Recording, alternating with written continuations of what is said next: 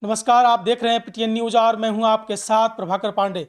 आपको बता दें कि बीपीएससी की परीक्षा को पुनः कराने को लेकर प्रशांत किशोर सत्याग्रह कर रहे थे और अब वह सत्याग्रह पूरे विवादों में घिर गया है।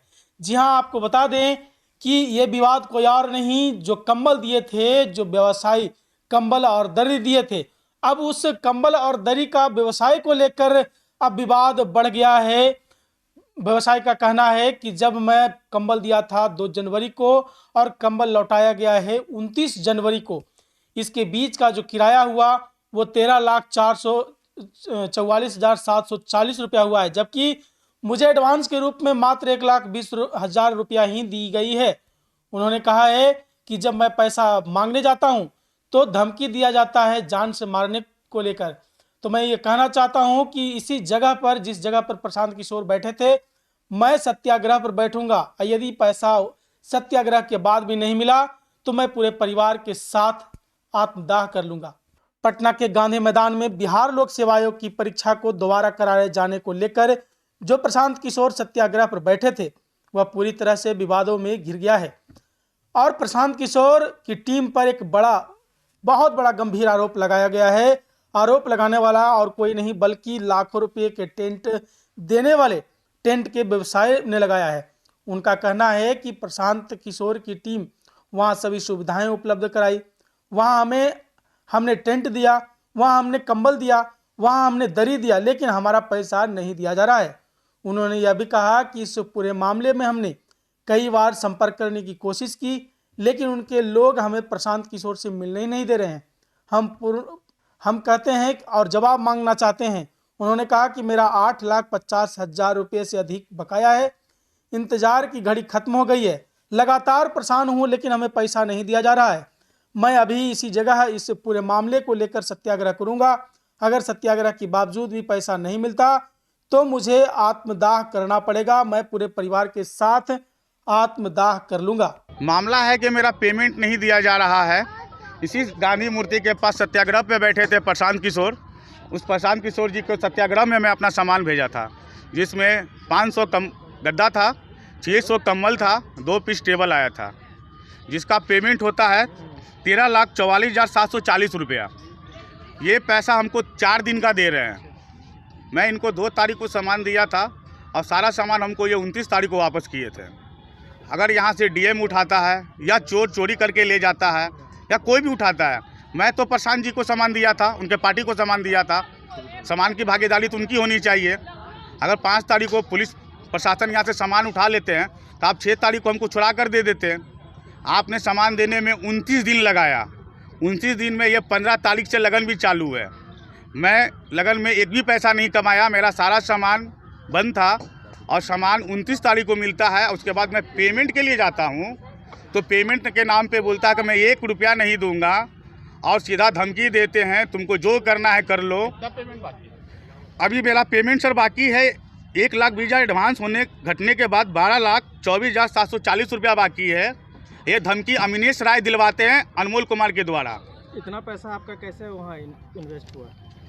इतना पैसा इन्वेस्ट नहीं हुआ है, ये मैं सामान दिया हूँ, उसका भाड़ा है। मैं पैसा इन्वेस्ट नहीं किया हूँ, मैं सामान दिया हूँ। सामान के लिए आपको टेंडर कैसे मिला था? कौन दिया था? प्रशांत जी आए थे खुद? नहीं, प्रशांत जी के आदमी दिए थे। कौन थे आदमी वो? सौरभ सिंह दिए थे, संजीव कुमार दिए थे। अच्छा, ये इनका स्टाफ है। हाँ। जिनकी पहली बार आपको एडवांस पेमेंट किसने किया था? पहली बार मेरा एडवांस पेमेंट टेक्निकल हेड अमीनेश राय किया था। ये पूरा बिहार का काम देखता है, ये पूरा हेड है, प्रशांत जी का पूरा हेड है, ये टेक्निकल हेड है। ये अपने अकाउंट से हमको एडवांस दिए थे। कितना दिन हो गया आपका पेमेंट? मेरा पेमेंट का बाकी हुए हो गया 3 तारीख को 30,000 रुपये एडवांस आया था और 5 तारीख को 90,000 रुपया। 5 तारीख कौन सा महीना? जनवरी। 3 जनवरी को 30,000 आया था और 5 जनवरी को 90,000 आया और था। अब आप पैसा किससे मांग रहे हैं और समस्या क्या हो रहा है ये बताइए। पैसा मांगने में ऑफिस गया, ऑफिस वाले बोले कि आपको डेली का पेमेंट मिलेगा।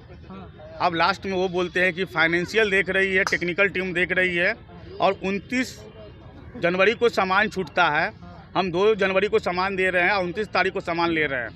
अब पैसा के लिए टेक्निकल क्या कहता है कि एक टीम बैठेगी और टीम जो है आपका 4 दिन का ही पैसा इशू पास कर रही है। तो भैया आप ही बताइए, आप 29 दिन सामान रख रहे हैं तब 4 दिन का पैसा क्यों दे रहे हैं? हम भाड़ा पे दिए ना, प्रतिदिन के भाड़ा पे पैसा दिए हैं, प्रतिदिन भाड़ा लेते हैं। कितने दिनों से धमकी कौन दिलवाता है? कैसे धमकी दिलवाता है? अमनीश राय दिलवाया है अनमोल कुमार से। क्या धमकी मिला आपको? धमकी में ही मिला है, तुमको जो करना है कर लो, गाली गलौज किया गया है, भोसरी वाला बोला गया है, अरे तरह करा गया है, और ये बोला है तुम आके ऑफिस में डेली बैठो तुमको पैसा नहीं मिलेगा। आप क्या चाहते हैं? मैं चाहता हूँ मेरा पेमेंट हो जाए सही तरीके से, और इससे ज़्यादा हम कुछ नहीं चाहते। शासन वगैरह के पास भी गए हैं कहीं? अभी मैं प्रशासन के पास नहीं गया हूँ, लेकिन मैं अगर पैसा नहीं मिलता है तो मैं अनशन पे बैठूंगा, और साथ साथ ST कोर्ट में जाऊंगा, जहाँ थाना होता है वहाँ जाऊंगा। प्रशांत जी से आपने कांटेक्ट करने का प्रयास किया? बहुत प्रयास किया, हमको मिलने नहीं दिया, वहाँ पे हमको 12 घंटा बैठाया गया, फिर भी मिलने नहीं दिया गया। इस विषय में कोई बात नहीं हो रही? नहीं, कोई बात नहीं हुआ, मिलने ही नहीं दिया। वहाँ का हम फोटो भी रखे हुए। उनके पास जाने से अमनीश राय रोक रहा है। आगे प्रशासनिक कार्रवाई आप कब तक करेंगे? मैं अनशन पे बैठूंगा, उसके बाद अगर मेरा पेमेंट हो जाता है तो मैं प्रशासनिक कार्रवाई नहीं कर सकता हूँ। मैं पेमेंट पहले मांग रहा हूँ, और ये क्या पेमेंट आपको रोक रहे हैं ना। धमकियां मिल रही है, गालियां दी जा रही है? बताइए, हम काम कर रहे हैं और काम करके पैसा मांगने जाए तो गाली गलौज अलंगदारी हो रहा है। एक महादलित परिवार के बच्चे के साथ ऐसा हो रहा है। प्रशांत जी बात करते हैं महादलित के लिए लड़ते हैं, एक महादलित के बच्चे के साथ ये हो रहा है। कंपनी आपका नाम बताइए। मेरा कंपनी है दीपक टेंट हाउस। कहाँ आपका ये है? ये मेरा रामकृष्णा नगर से चलता है, अपने होम से ही हम काम करते हैं। आपका नाम? मेरा नाम दीपक कुमार रजक हुआ। धमकियों के बाद डर भी लग रहा है आपको? जान का खतरा है, बना हुआ है भैया। हम आज स्टेटमेंट भी दे रहे हैं तो हमारी जान की खतरा है। तो ये कर्जा भरने के चक्कर में मैं अपना सुसाइड कर लूँगा। अगर ये पेमेंट नहीं मिलता है, 8 लाख 8.5 लाख हम कहाँ से भरेंगे? अगर नहीं मिलेगा तो हम सुसाइड कर लेंगे। तो सुसाइड हम अकेले नहीं करेंगे, पूरे परिवार के साथ करेंगे। अगर हम मरते हैं, मेरे बाल बच्चे बिलट जाएंगे, तो उनको बिलटने नहीं देंगे, साथ में लेके जाएंगे। मरेंगे तो पूरे परिवार के साथ मरेंगे, अकेला नहीं मरेंगे। क्या आपके सुसाइड करने से आपका समस्या का हल हो तो जाएगा? ये कर्जा हम कहाँ से देंगे? मेरे बच्चे के सामने लोग आके आप हमको जैसे बोलते कह रहे हैं। कि प्रशासनिक कार्रवाई भी अभी नहीं करेंगे। हम क्या करें? प्रशासनिक कार्रवाई करने के लिए मेरे पास पैसा भी तो रहना चाहिए। हम वकील कहाँ से करेंगे भैया?